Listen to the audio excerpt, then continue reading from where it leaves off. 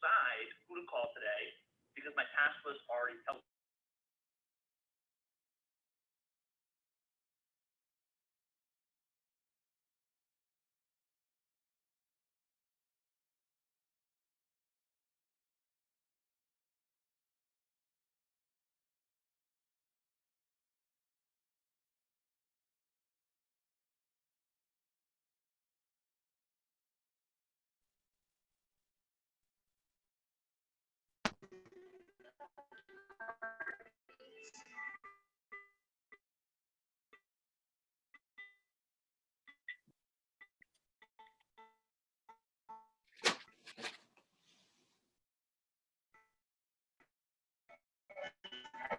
Yeah.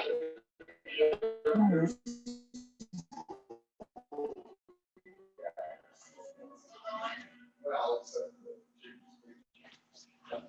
I remember seeing the snow.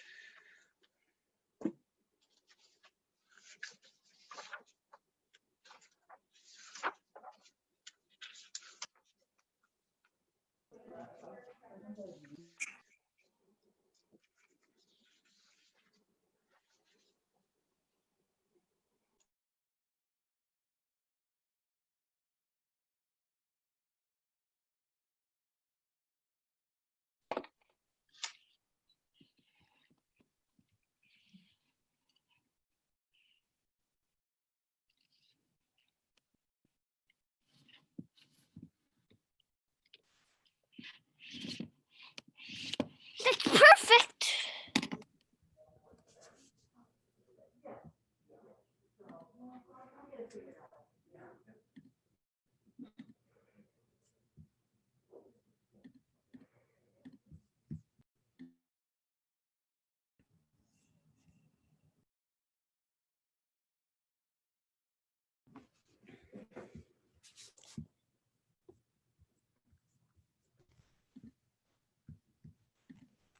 Okay, now is it okay? Hey, everybody.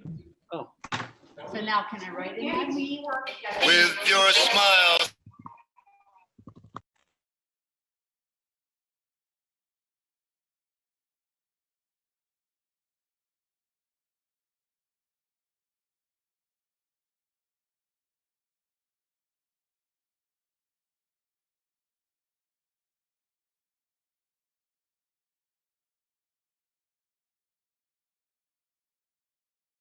all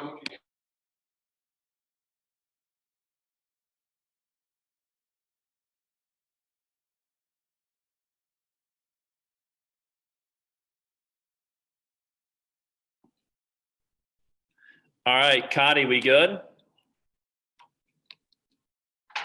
You're good. All right, perfect. Can you make Maureen the host? Because we're gonna do we'll go through the PowerPoint on our screen so that we can share people how to do the math. You got it. Perfect. Oh, that means I've got to admit people as they come. No, Mandy can do it in the back. Oh, I got it. I'll stay co-host, Maureen. Oh, perfect. Thank you. Oh, sorry guys, we're learning on the fly here. This is usually a workshop, much easier to do in person. One sec.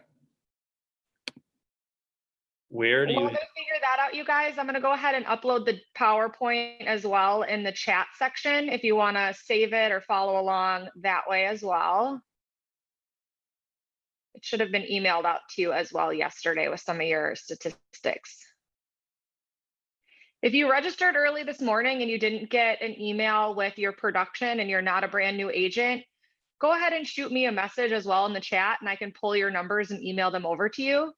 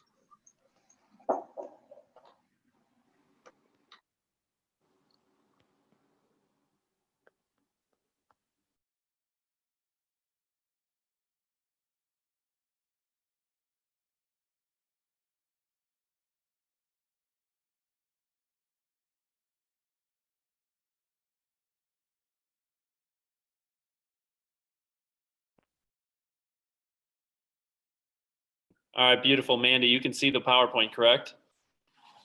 Yep. All right, gorgeous. Here's what we got going on, guys, this morning. Finally, we're set up, and Maureen and I are doing this together downstairs in the training room.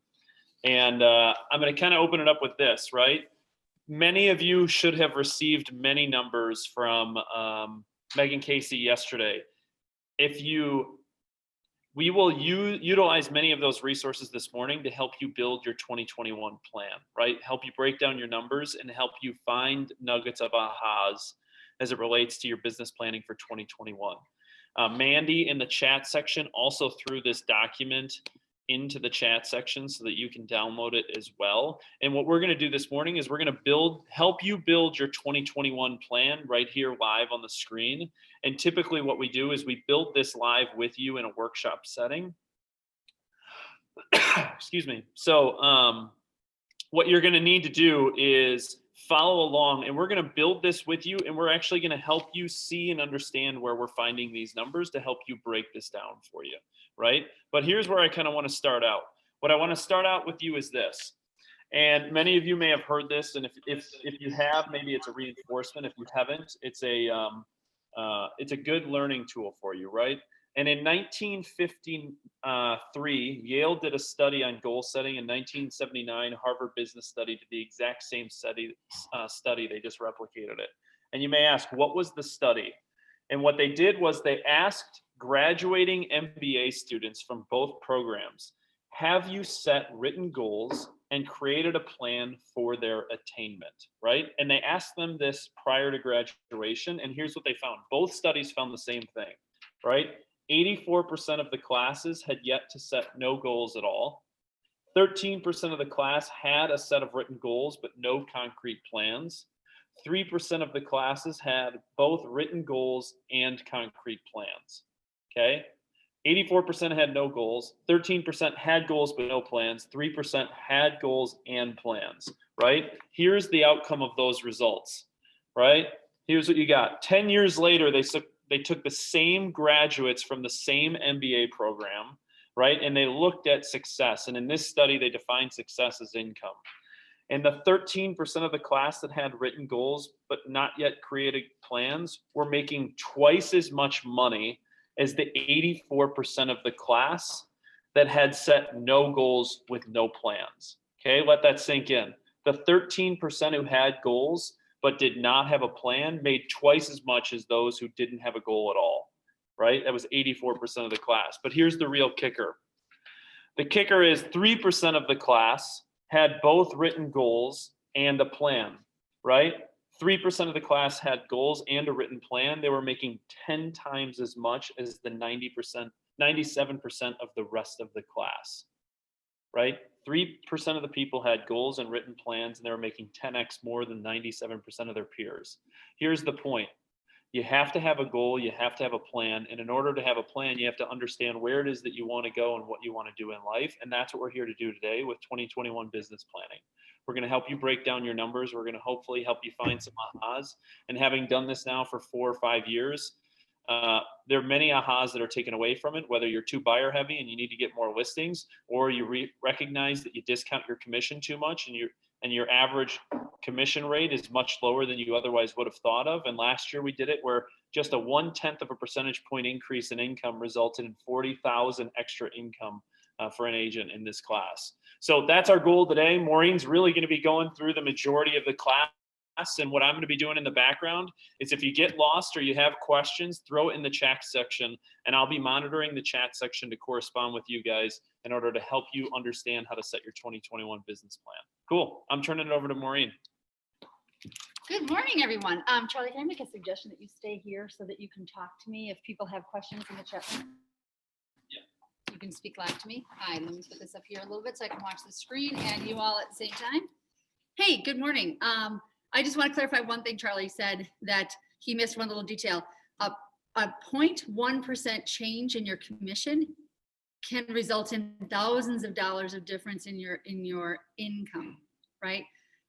So just know that when we're going through this, we're going to nail it down to your commission that you've earned, and we're going to review. The only way to properly plan, for those of you who have never done this with me, I've done this a couple of years in a row, and I love to see the repeat people because they understand the value, and the new people are going to get some big ahas today. But the purpose behind this is to help you dial into what you did in the past year. What does your database look like? Who are the people you're surrounding yourself with? And that can tell you very clearly how you're going to do in 2021, right? So we're going to dial into your past business. You all have heard me say many times, you can't have a goal without a vision. And the vision, as Charlie said, where do you want to go in life? What is your life going to look like? That's your vision. We're just setting the goal to attain that vision. And the success rate, Charlie just went through the statistics of the success rate if you do so. So today's piece is just, today's goal setting is just a piece of that puzzle. You need to create your vision, then set your goals, and then create a plan for attaining those goals, therefore having success with your vision. Make sense? Yeah, I have a little bit of an audience in the background.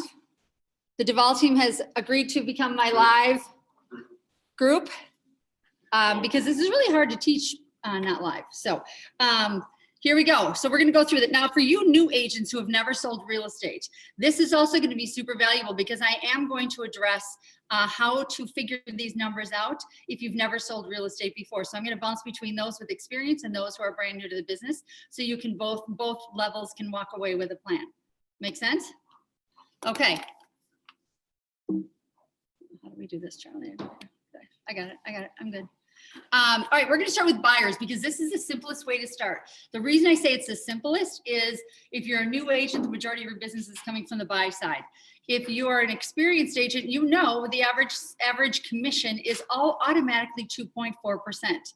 So if you go to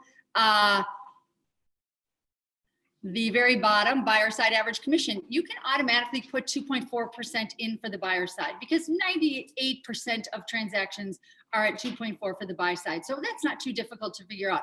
When we get to the list side, that becomes a little more challenging. So I'm going to start with the easy one. And I want you guys to look at your 2020 business. And I want you to look and fill this form in. You guys, you have to fill this form in. This is really critical. How many buyer units did you close in 2020? And I'm going to use an example of a $5 million producer who does 60% buyer and 40% seller. Okay, so I'm going to fill this in just so you see how I did this. So from my multi-year trends report that you guys have, if you don't have the report, hopefully you have something that helps you track your business in 2020. And if you didn't, here's your big aha, you should, right? A Google spreadsheet, whatever it is, it helps you track your business. But the multi-year trends report is really the key. And probably on Tuesday, we're gonna probably go through how to find your multi-year trends so you guys can use that tool because it's a critical tool. So if you're paying attention, right, and you have a multi-year trends in front of you, you're going to be looking on page 2, and what you'll see here is the buy, sales, closed units in order to get where you are so far in 2020 to enter it into line 1, right? So Maureen, in Maureen's example, how many buyer side closed units did you have? 6 closed units. Okay, so I'm going to put 6 there. What was the volume that I closed for buyers? Okay, so in your multi-year trends, there's a volume category for buyers. The volume for my buyers, oops, ignore me. I flipped it listings. Sorry, I closed 9 transactions for a volume of 3 million.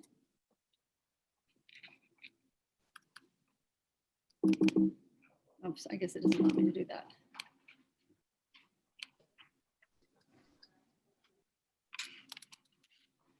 Okay. Now, I want to figure out what my average sale price is, right? So I'm going to take my volume down below. You see buyer's average sale price. I know, I'm going to get to commission earned. Buyer's average sale price is really critical piece of how you earned your commission, right? So I'm going to take 3 million, that's my volume sold, divided by 9, which is my number of units closed. Okay. Let Charlie know if I'm going too fast.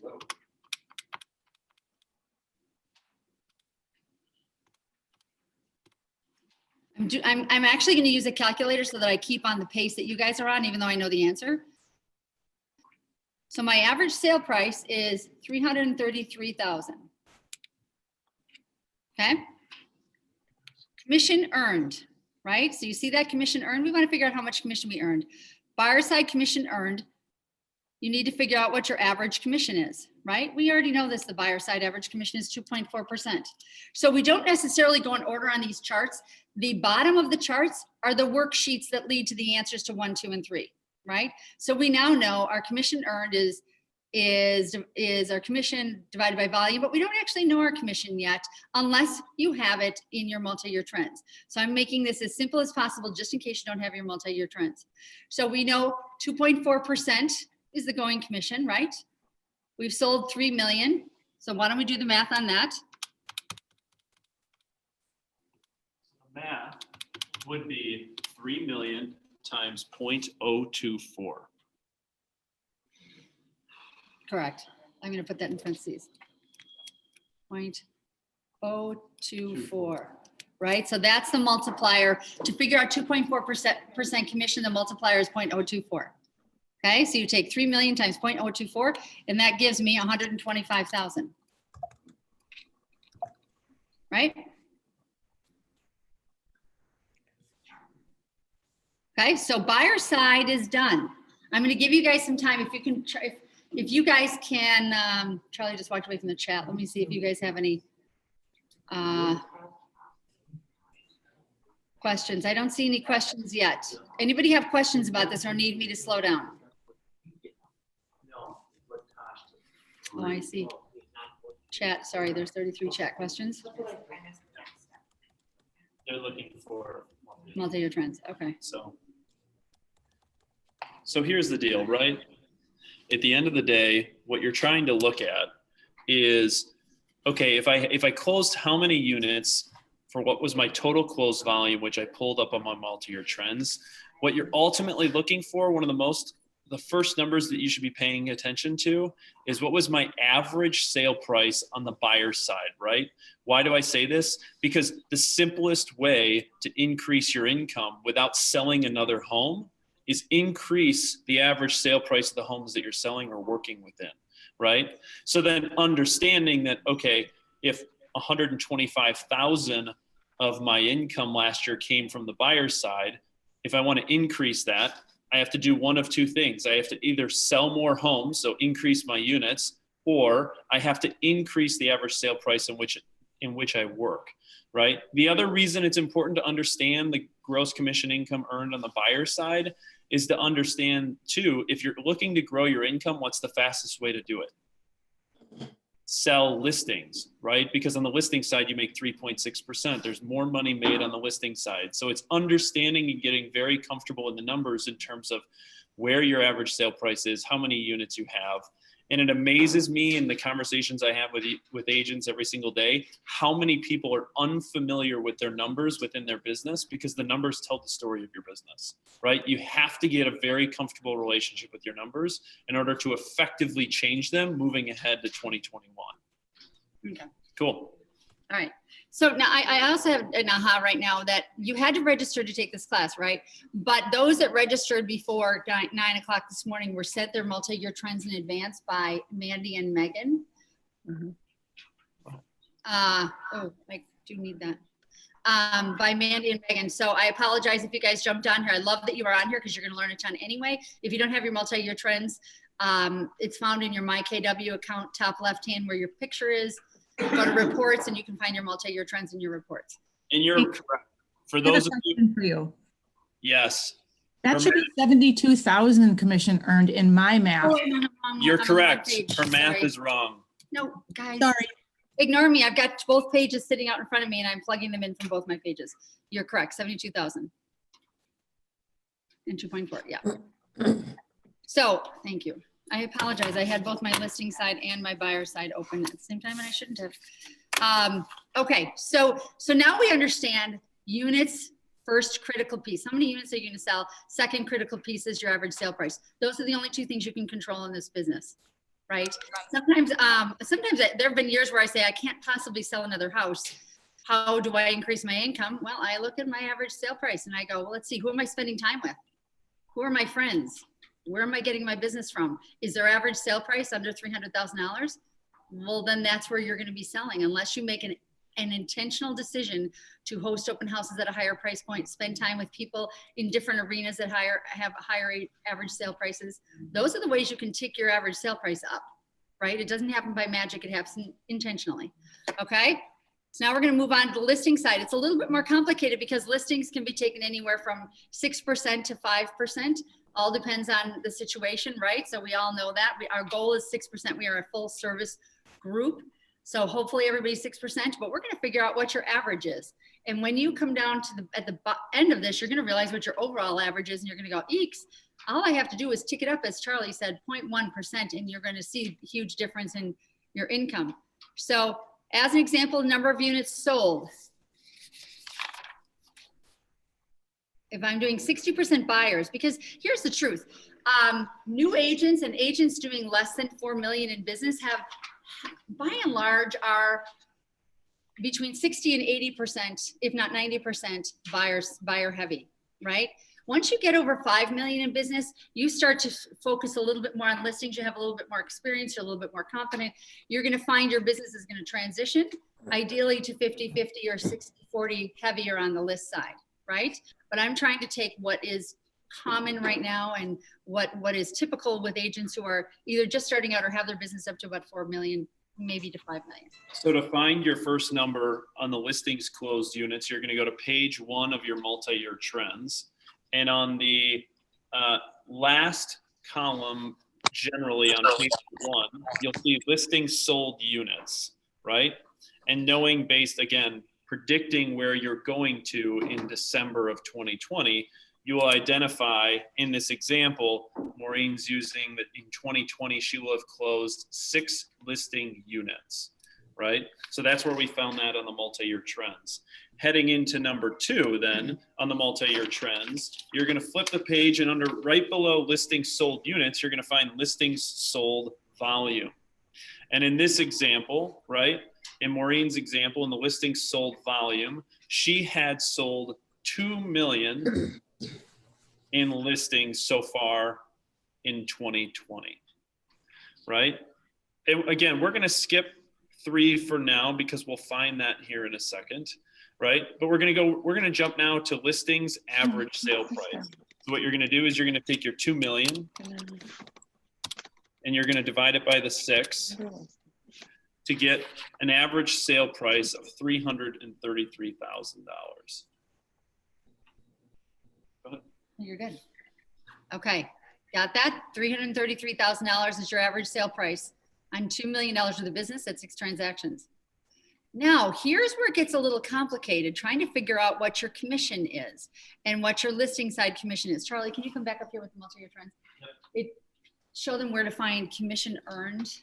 So what you actually have to do to find your listing side commission earned is you could easily take 3.6 times the 2 million, but that's a deceiving number. Here's why I tell you that. Because what we do know is on the buyer side, the 2.4 never really changes, right? So it's an easy calculation. So what you really actually want to do is effectively find your agent 1099 income on your multi-year trends. And where you're going to find that then is, sorry, I'm looking at the multi-year trends here. Yeah, I did. You're going to find it. Oops, sorry. Agent 1099 income. Page 3 in the middle. Thank you. Page 3 in the middle. Sorry, you're not going to find your 1099 income. You're going to find the income that says GCI, gross commission income.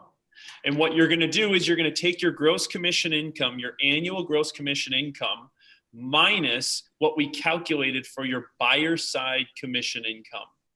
Again, the reason why we do it minus the buyer side commission income is because generally speaking, the buyer side is a fixed number at 2.4%.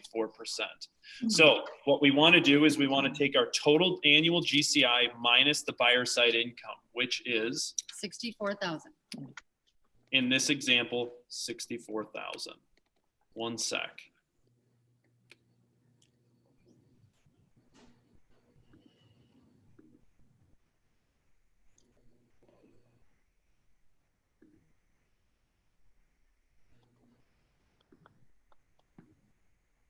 Can you explain where we find the buyer side commission?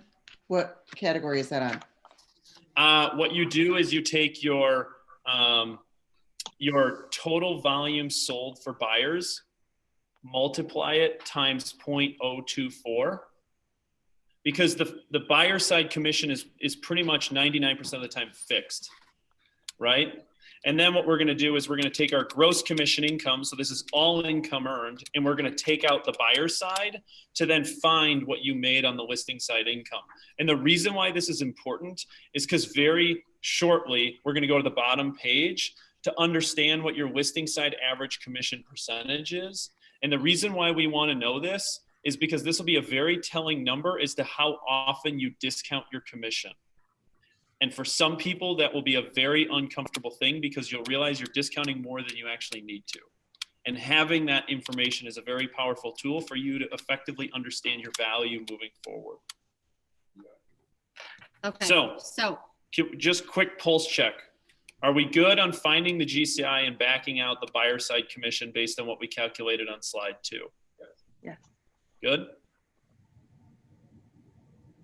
Cool. All right. So now we're going to say that commissions earned off of the $2 million in listings sold.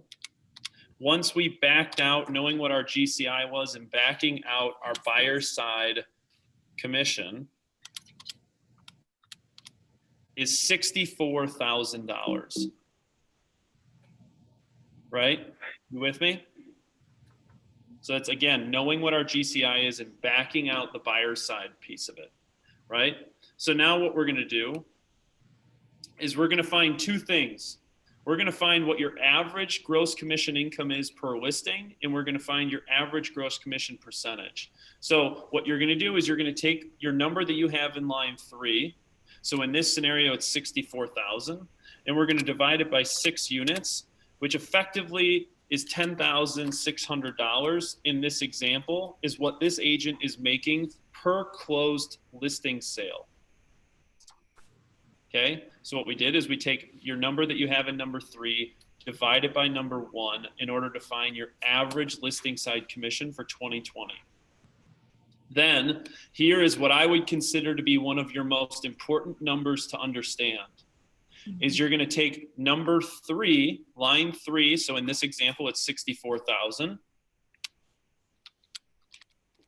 and we're going to divide it by line 2, which is the total volume for the listings that were sold, which in this example is 2 million. And what we find is that the number comes out, and then if you multiply it by 100 in order to get a percentage, we find that the listing side average commission for this agent's example is 3.2%. So for those of you paying attention at home, what is the noticeable difference here on the listing side, agent's listing side income?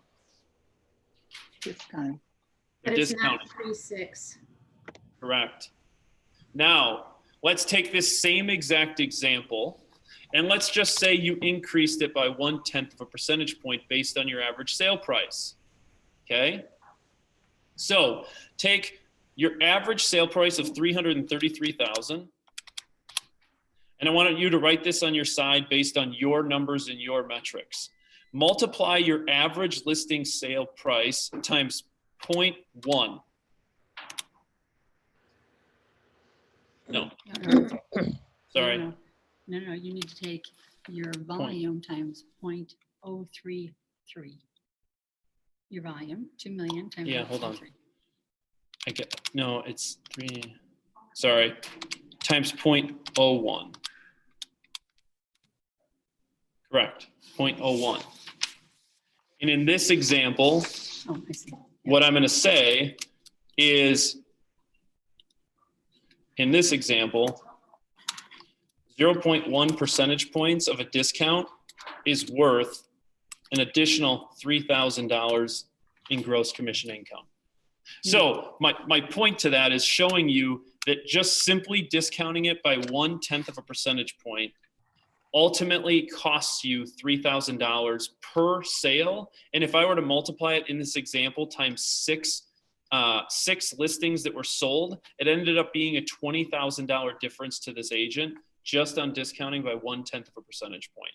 So what you want to do is understand if you are having some discounting situations, right? If you're below 3%, that's a major issue.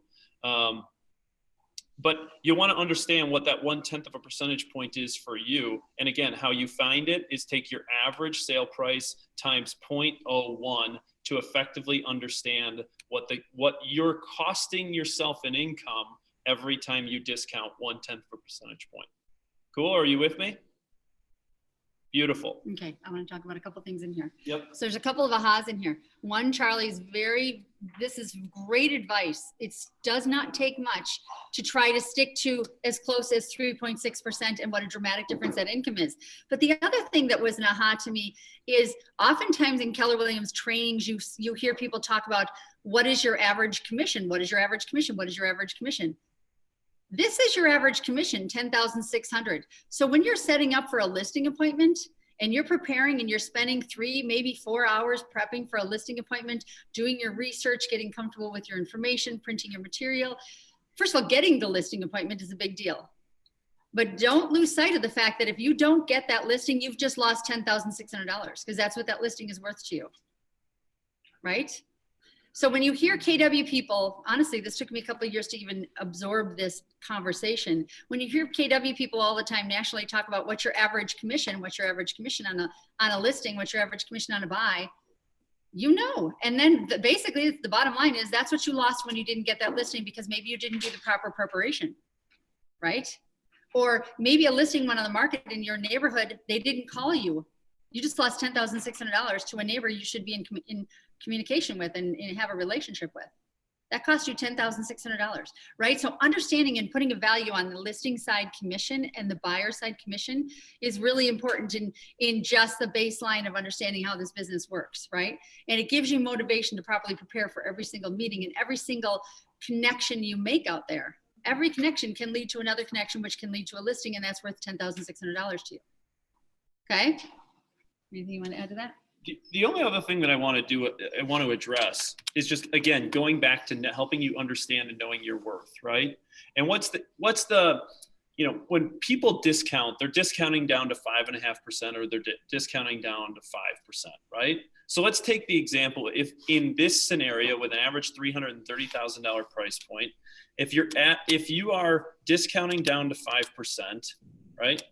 And you're offering 2.4 to your co-broke, you're leaving 2.6% left for you as a listing agent, right? So in this example, if you were 2.6%, right? Let's take an average sale price of $330,000. Yeah, what's up? Right? And that 1 percentage point,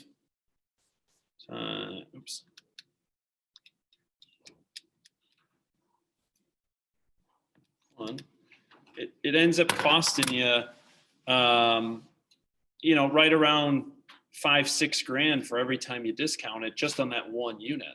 So effective, again, I'm going back to understanding your value, understanding your worth, and knowing exactly what you're doing when you're costing yourself money based on decisions that you make. And then the other thing that I would tell you too is understand what your cost per hour is or revenue per hour, and it'll help you identify the activities that you should be doing. Cool, that's it. I'm really belaboring this point because I know that discounting is so prevalent, and I want to make you understand the impact that that has on your income as you do that. Cool. All right, so now we're jumping in. Charlie, can you go back one and just go over real quick again how you got number 3, line 3, commissions earned? Yeah, totally. So what you're going to do is on your multi-year trends, you're going to find your gross commission income.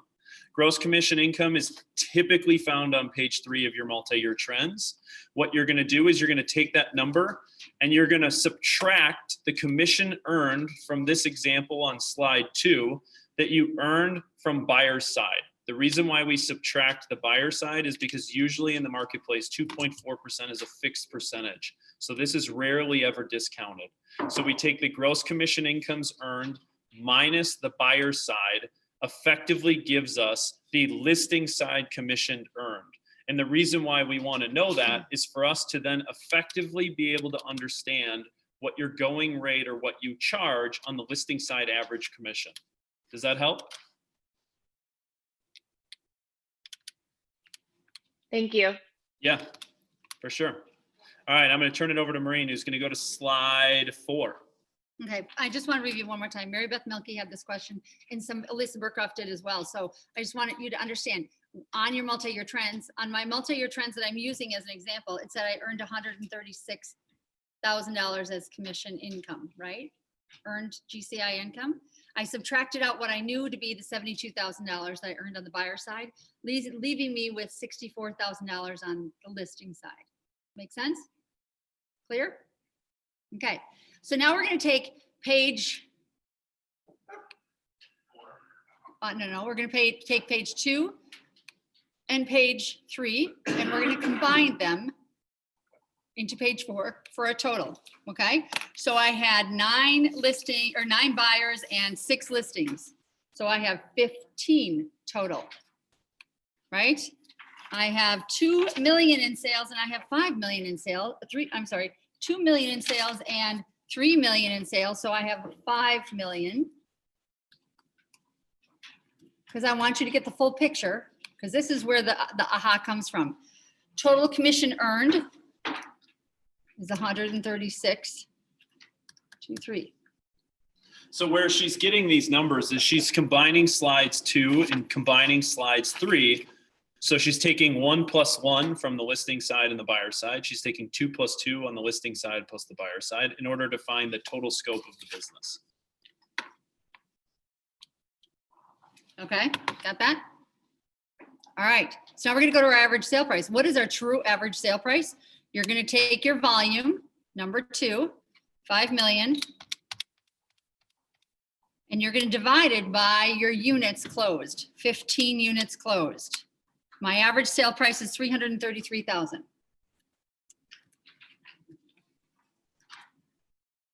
Right? Average commission earned per unit. Remember we talked about that? The value of understanding your average commission earned. So you take your commission earned, number 3, divide it by closed units. So I had 136,000 divided by total units is 15.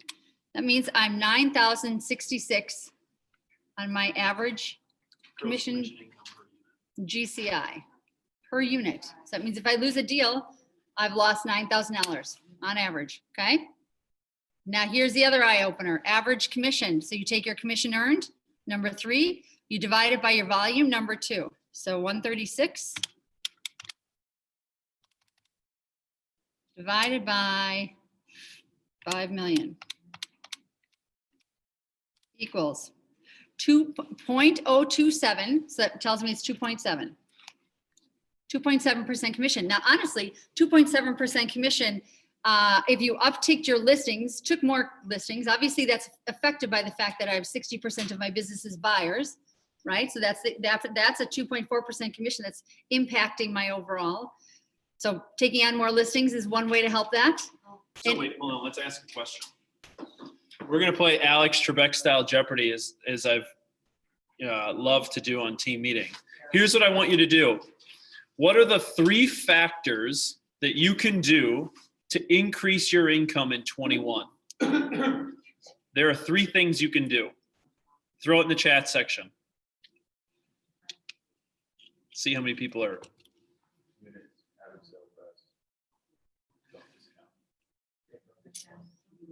Increase list price, increase volume. Yep, open houses, Jazz, open houses is an activity. Don't discount. Right? Take more listings. There's 3 things you can do. You can increase your units sold.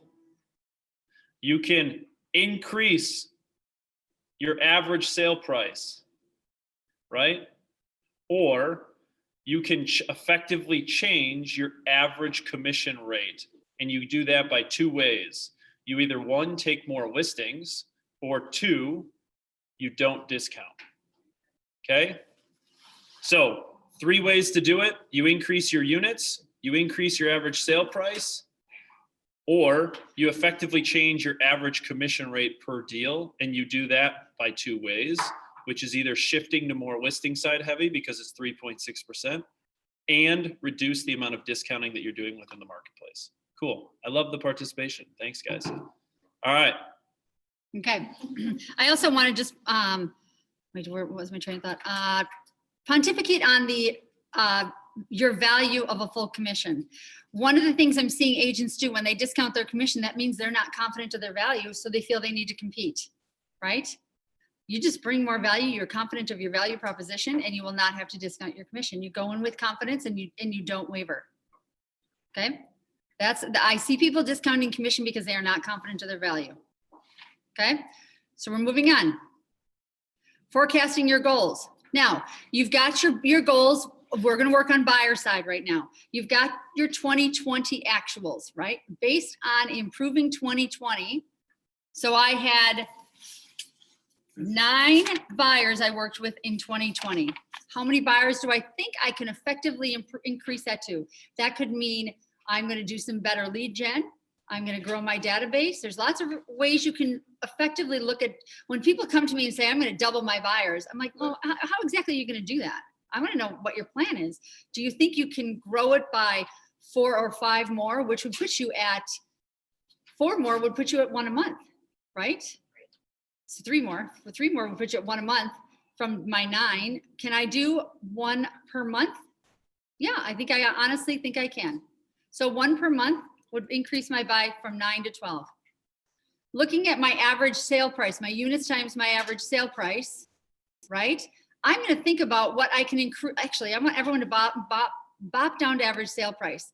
If I'm at 333,000 and I think about the people I'm spending my time with, and I want to work with buyers, I might talk to some agents who have some listings in the let's say $400,000 price range, right? Not crazy high. I'm not going to go to 600,000 from 300. That seems a little unrealistic.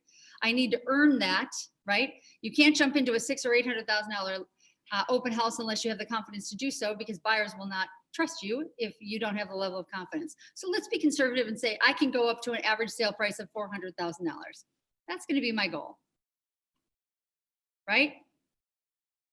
Now, let's take your buyer units times your average sale price of $400,000.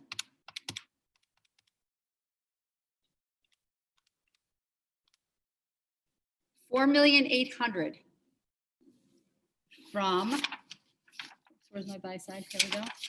From 3 million. I just went up 1.8 in a very realistic plan. Would you guys agree? 4,800,000. Commission earned. Oh, I'm sorry, volume. Sorry, I need to be at volume. Volume, 4,800,000.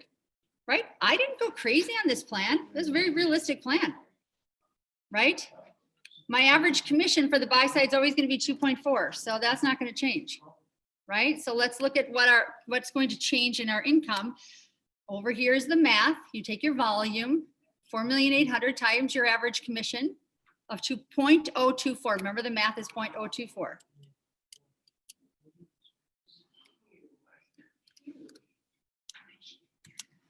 Right, so I'm going to take my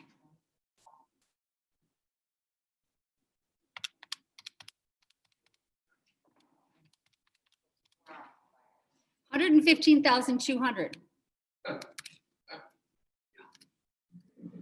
Okay, now let's go back and look at my 2020. I had 9, I only increased it by 3. No big deal. That was not, that is very attainable. My volume went from 3 million to 4.8 million. And the only thing that made a difference in that is my extra 3 transactions and upping my average sale price to 400,000 from 333. Right? Super doable, not difficult. But look at the difference in my income. My income went from 72,000 to 115,200.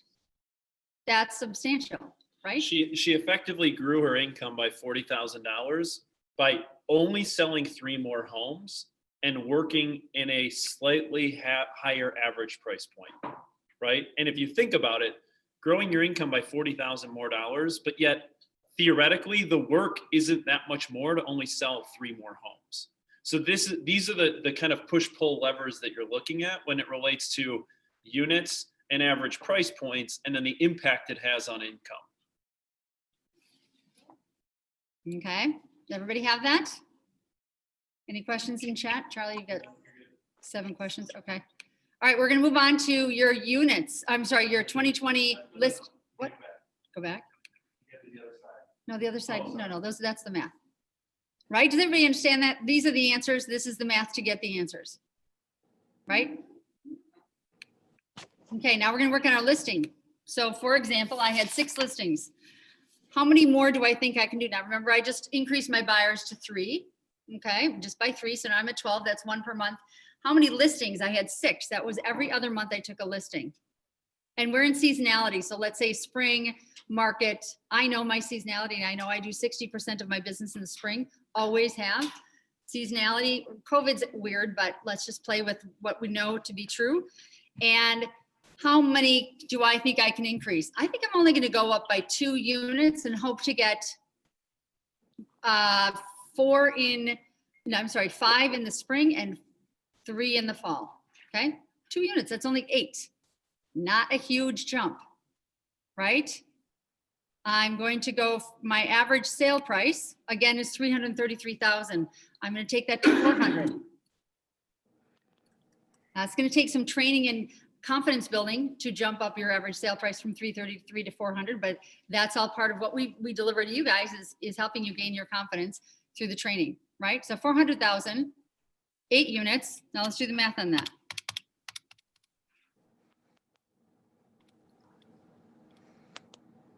$3,200,000.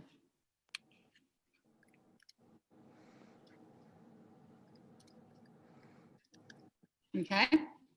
Now we're going to talk about our average commission, right? Our average commission was 3.2% in 2020. I'm only going to take that up by 0.1, right, to 3.3. I'm not going to get crazy, and I'm going to do my best effort to get all my listings at 3.6, but I'm also going to be realistic in my goal setting.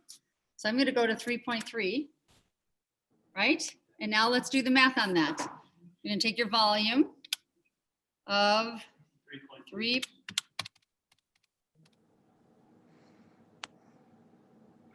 times my average commission of 0.033. Give me 105,600. Right? So now you go back and I look at 2020, 6 units to 8, absolutely no big deal going up 2 units. Volume 2 million to 3.2 million. How did I increase that? I took my average commission. No, I'm sorry. I increased my average sale price to 400,000 and I increased my average commission only 0.1%, right? And that increased my commission. What's the difference in that? That's $40,000 difference there, right? Okay. Make sense to everybody? You cannot, okay, before we get to the final, no, we'll finish the final here, because I want to talk to the newly licensed agents, because you should be thinking about who you spend your time with when you're thinking about your average sale price. You can enter in what your goal would be. And I would say conservatively stick with the 3.3% on a listing side and a 2.4% on a buyer side, right? What's the average sale price of the people you work with? And then realistically, how many transactions in a month do you think I can accomplish on the buy side and the list side? Right? Based on maybe my 3 months in business or 6 months or 12 months. What does that look like? If I'm brand new agent, I would say you're doing incredibly well if you do 1 transaction a month, incredibly well. So when you're business planning like that, your real tickers you're going to look for are your average sale price of the people you spend your time with and the people you're marketing to, right? Your neighborhoods, your sphere, what they call them farms, what farm, average sale price of the farms you're going to focus on, which is a particular neighborhood or community you're focusing on. What's that average sale price? That's going to be your average sale price. And then focusing on your commissions, that's going to ultimately determine what your end game is.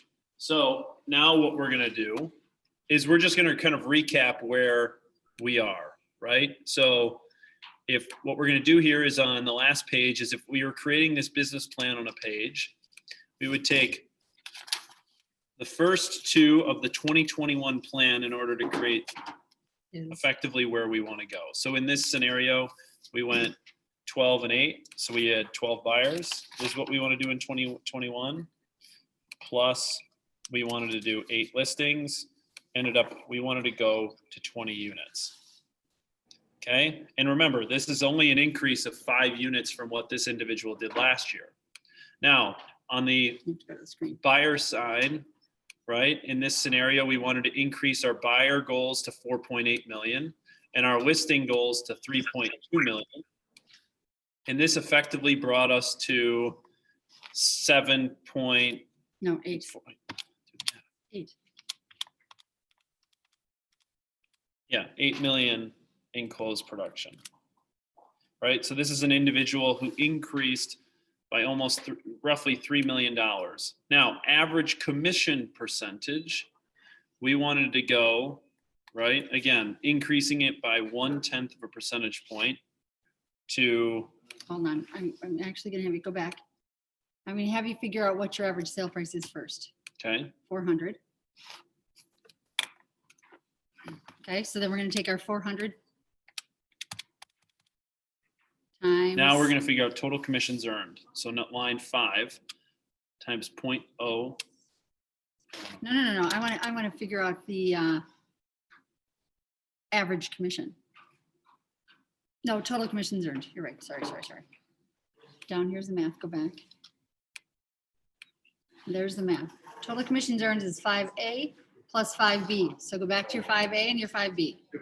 5A is 115. 5B is 105. Equals 220. So you see what we're doing here? We took 5A and we took 5B from the 2021 plan, which is the buyer side commissions plus the listing side commissions in order to make 220K. Okay, so can you enter 220 right there? Now, average commission percentage, here is where it gets a little interesting. You're taking 2.4 plus, and this math isn't totally it's directional in nature. You take 2.4 plus the 3.1 divided by 2, average commission rate at 2.75%. Again, directional in nature because that will change based on your buyer side split and your seller side split. So knowing that our average commission, right, 2.75%. I'm going to stop there because we went all over the place from a numbers perspective. Anybody lost? Anybody need help? Any questions that we can help with real quick? Yes, page four, the two page fours. Hmm. One is forecast and one is goal. So, correct. A couple questions here as it relates to multi-year trends. Multi-year trends are updated through October sales. We just closed out the books on November the other day. I would bet that they're updated for November by Monday is when you'll see these. So again, if you had November closed sales volume, you'll have to add that into your metrics because we have about a week lag time into the next month when the previous month's history is updated into the multi-year trends report. I also want to note that in your multi-year trends, you've got 12 months. So you can look at the previous year and just add on your October, November, December, just to give you a baseline of a number to work with. Because the October, November, December number is going to look dramatically different. So don't guesstimate. Just do your best of what you know. So now I want to go back to Jeopardy style, right? This individual increased their total gross commission income by almost 80,000 in this example. What were the two levers? Well, there were three levers really, but what were the two major key things they did to increase their commissions by $80,000? Correct, Pedro. Boom, boom, boom. Winner, winner, chicken dinner. Correct, Mary Beth. Milky. I like it. Ruth Hummer. I like it. All they did in this example was they sold 5 more units. So they took on 3 additional buyers and 2 additional listings, and they raised their average price point from $330 to $400, right, on the average price point. And what that did is it resulted in an incremental $80,000 in gross commission income. Now, again, if your goal isn't to sell more units or work more in terms of hours because the transactions all generally take the same amount of time, the way you increase your income without taking on more clients is what?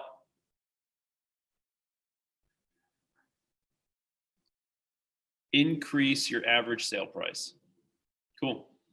So now I want to do a quick sidebar activity with you.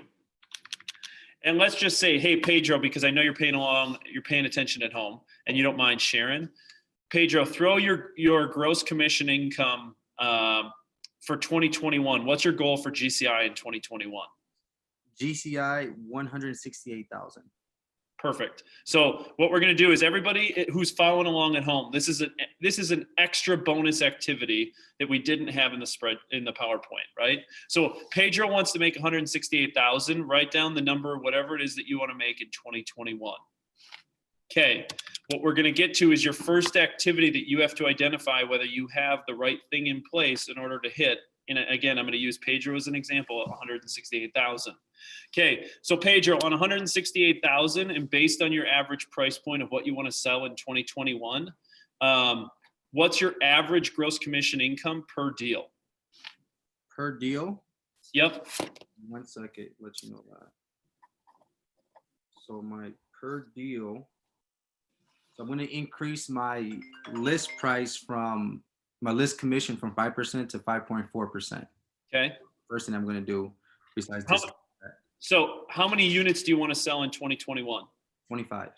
Okay. 55% sell listings. Okay, so what we're going to do is we're going to, and using Pedro as an example, we're going to take 168,000 of what he wants to make for GCI, and we're going to divide it by 25 units. So his average GCI per deal is $6,720 per unit. Okay, I want you to circle that number. Now, Pedro, let me ask you this. You want to sell 25 units, okay? How many people are in your database today? I know you're going to go there too. So I already did the math. I have to increase my database. No. We're using you as an example. How many people are in your database? My database right now is 88 people. Perfect. 88 people. Now, for you, those of you paying along at home, paying attention at home, ask yourself how many people are in your database, write that number down. And here's what we know. The federal government likes to force activity within the marketplace to see a 5% turnover ratio within a calendar year. Okay, so what that means is, and again, using Pedro as an example, Pedro, we're going to round yours up to 100 for easy math. Okay, what we know for Pedro's example is if the federal government wants to see a 5% turnover in the housing market within a given year, which is what they'll very much be trying to do in 2021, 5% of his 100-person database means that 5 people are going to be effectively moving in 2021 out of his database. So what Pedro knows is this. First of all, he has to create a marketing plan that ensures that he capture those 5 people so that those 5 people work with him and not with somebody else. But Pedro, let me ask you this. What's the number one number you have to impact knowing the size of your database if you want to sell 25 units? The number one number. So repeat that one more time because I'm a little nervous. So right now. if you want to sell 25 units a year, but we know that your database is only 100 people right now, which is effectively only going to result in 5 sales, what do you have to do to get to 25? I have to increase it by a whole lot of people. Increase the size of your database, Yep. right? So guys, the reason why I do this activity is very simply this. Oftentimes I meet with people and they say, hey, I want to make $300,000. And I say, great. Our job is to help you do that. Let's start with the very simplistic way in which you're going to do that. Let's understand how many homes it's going to take to sell $300,000 worth of income. Great. Once we know that number, again, let's just pick out a number. It's 40 homes. Great. You got to have 40 closed units in a year. Okay. In order to effectively know that, if you want 40 closed units in a year, what's the 5%? Let's see, 40 divided by 0.05. I told him, if you want to sell 40 units a year, you have to have an effective database of 800 people, knowing that 5% is going to have a turnover rate. So what do you have to focus on? You have to focus on the size of your database in order for you to achieve your goals of selling $300,000 a year. What I'm getting at is you can very much see or correlate if your database is not to the size it needs to be in order for you to sell the number of units you need to sell in order to make the income you want to make. That's the first place you start. And where you start is you take the number of units you have to sell in order to make the income you want to do, divide that number by 0.05, and that's how many people you have to have in your database in order to effectively start at least earning that income. Does that activity make sense or help? Can I make a comment on that? Yeah. So one of the things that some agents, especially newly licensed agents who don't really have a database built up yet, actually COVID was really an eye opener. The agents that struggled through selling through this COVID season were the ones who didn't have an active database. The ones who had an active database are the ones that excelled and soared through COVID because they kept in relationship with their people and they didn't need to do open houses, right? So as open houses diminish because of COVID, those that did not focus on growing their database are the ones that are going to suffer. We don't know what 2021 is going to bring with regards to COVID. We don't know if we're going to go into another lockdown. So the only thing you have to do is grow your database and grow your relationships. Does that make sense? Okay. All right. We good? Okay. Everybody's got a goal. One of the things that we teach here, and I honestly, if you didn't see the profit share mastermind the other day, it was excellent. It was absolutely excellent. It gave some good insight into how some really successful agents with profit share, how they earn their profit share, what they do, what they focus on, and how they think about it, and how they go after it, right? One of our jobs, and I did not know this, and no one taught me this until I came to KW, was understanding multiple streams of income. True success is when you have multiple streams of income and not just one. Your real estate business is going to last you for so many years. So how can we help you learn and understand multiple streams of income and start to grow that opportunity for yourself, right? Honest to goodness, no one ever talked like that with me for 15 years. And then I come here, it took me about 2 years, and all of a sudden I went, multiple streams of income, compound earned income. So I implore you guys to go to the YouTube video and watch that interview with Jay Schmidt, Janine Warner, Kevin Gardy, Stallé, Jonathan Newby. It was an excellent interview and gave some great insight. So I just want you guys to go to the right-hand side of the screen and look at the profit share. So profit share is an opportunity for multiple streams of income that not only benefits you today, tomorrow, and in the next couple of years, but it also benefits your family for the rest of their life, right? It is willable to your children. It is a true stream of income that you can pass on to your children. One of the things Gary Keller figured out early on was real estate agents don't have 401ks, right? How do they build that income that's willable to their children? And he came up with a way. So I want you guys to think about this. This is actually on my vision board that I get 50% of our agents earning profit share in 2021. And it doesn't mean that you need to have 10 people in your first line. All it means is maybe getting 1 or 2 or 3, right? So I ask that you guys go to the right and make profit share, the additional stream of income, a part of your business plan for 2021, and really focus on having 1 conversation per month. Now, this is aggressive. Are you going to help KW grow by 1 agent a month? That's a pretty aggressive gain of 12, but if you can do it, you're going to go for it, right? So if you do that math and you say, I'm just going to do 1 a month. I'm going to have a conversation. If I'm planning to close 20 to 24 units in a year, that means I'm in conversation with 24 real estate agents. Why wouldn't I? Now, granted, some of them are already KW, so let's back that down. Maybe previous years I've had some great relationships, right? 1 per month. And at $3,200, that's the value, because remember we cap, and the earned opportunity of profit share happens only when you're not capped or when the agents are not capped, right? Hope I'm clear on that, Charlie. Yeah. Don't overthink the details. I'm not going to overthink the details because there's lots of videos on how profit share works. But if you just focus on having conversations with 1 agent per month, and it does not mean recruiting that agent, it just means connecting them with Charlie and Mandy or Diana, right? 1 per month, that's 12 in a year times $3,200, because that's the value of bringing in a capper. That's an additional $38,400 to your family, right? Every year. And it grows, it compounds over time, right? So if I help people understand the importance of adding profit share to their business plan, they're going to be more intentional about going after it, right? It's so difficult for me to see how many people don't understand it or take advantage of it, right? We have agents in our market center that are making $10, $20, $30,000 a year off of this easily, $40,000 a year easily, right? Because they made it part of their business plan that they were going to go out and have conversations with agents. And you cannot do that unless you honestly feel that you are with the right company, the best company in Milwaukee, and you have to be passionate about it, right? So getting your level of confidence about going after a listing when you walk in the door and you know that's worth $10,000 if you land that listing. Well, getting comfortable and having a conversation with an agent about why you are choosing Keller Williams is worth $3,200 to you per year. Repeatable. Cool. So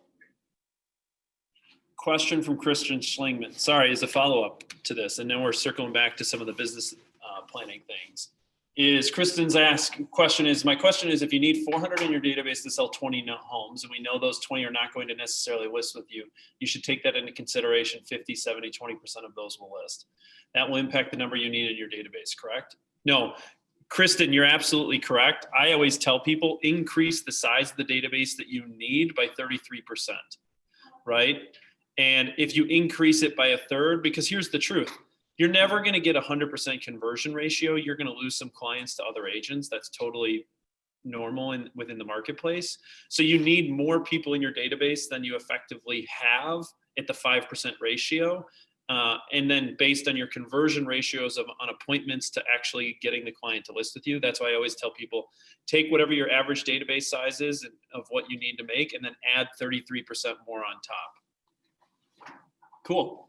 What else? What other questions are there? I mean, this is really kind of the end of the exercise, right? And what you can see here is if it was a little bit hard to follow along, don't hesitate to reach out to myself, to Maureen, to Mandy, to Diana to help you walk through some of this math, or if you need to dig a little bit deeper or help you understand the size of your database to earn this kind of stuff, don't hesitate to reach out.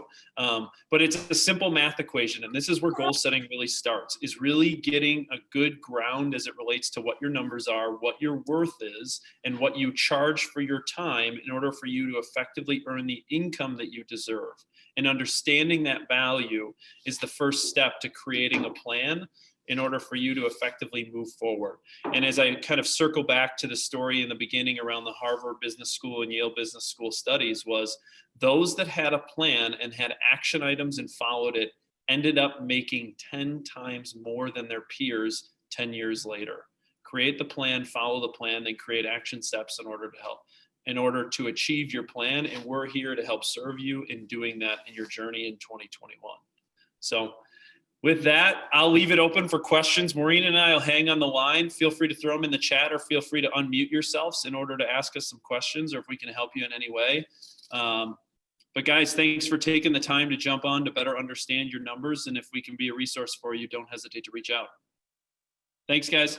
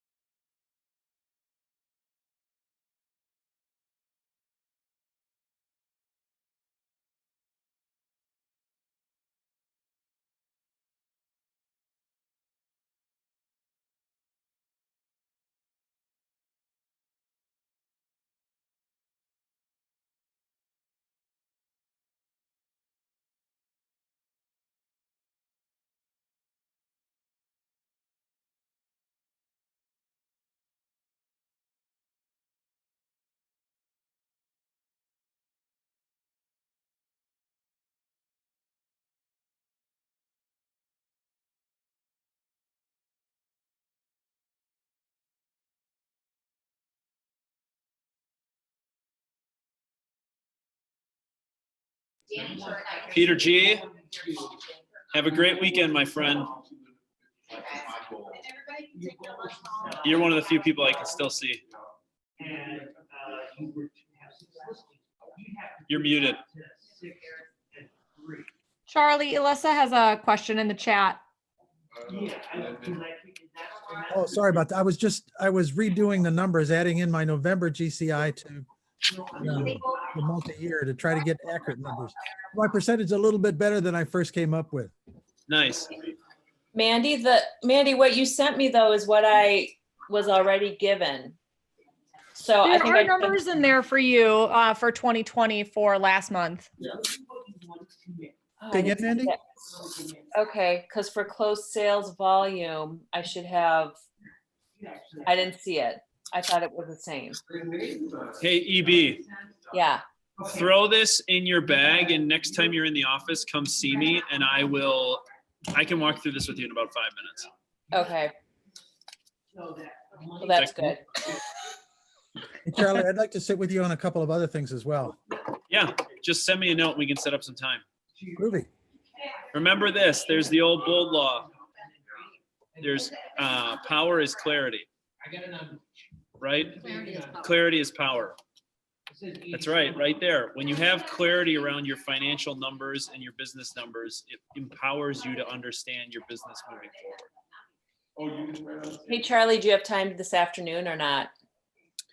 I do it like 3. I either could do it right now if you ran in. I have a noon though. Okay. Or after 3:30. I can come now.